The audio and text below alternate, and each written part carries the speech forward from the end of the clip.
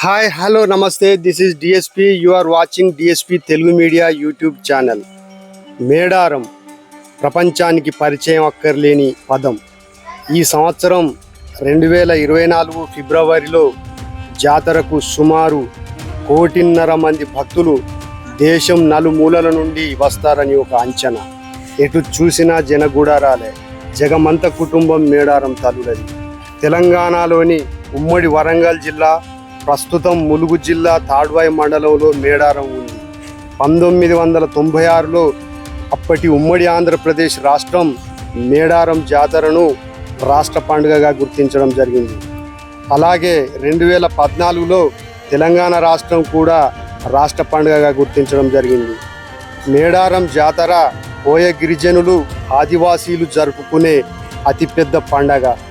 2 సంవత్సరాలకు ఒకసారి మహాజాతర జరుగుతుంది. హైందవ సాంప్రదాయాలలో ఇట్టి పరిస్థితులలోనూ వనదేవతలను కొలువరు.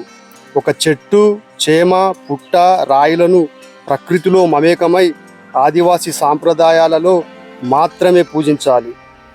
హైందవ ఆధిపత్యం కింద నలిగి నిరాదరణకు గురై క్రమక్రమంగా అందరి దేవుళ్ళుగా మేడారం సమ్మక్క సారలమ్మ తల్లులు దినదినాభివృద్ధి చెందుతూ ఎడ్ల బండ్ల ప్రయాణం నుండి హెలికాప్టర్ ప్రయాణం వరకు తన ప్రాముఖ్యతను పెంచుకొని అన్ని మతాలు పూజించి దర్శించే జనహృదయ దేవతలుగా ఎదిగారు.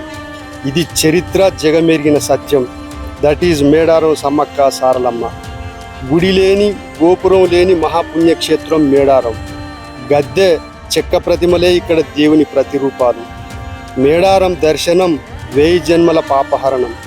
కుల మతాలకు తావు లేకుండా ఈ ప్రకృతిలో మానవత్వం మాత్రమే పరిమళించే వనపుష్పాలే సమ్మక్క సారలమ్మ తల్లులు.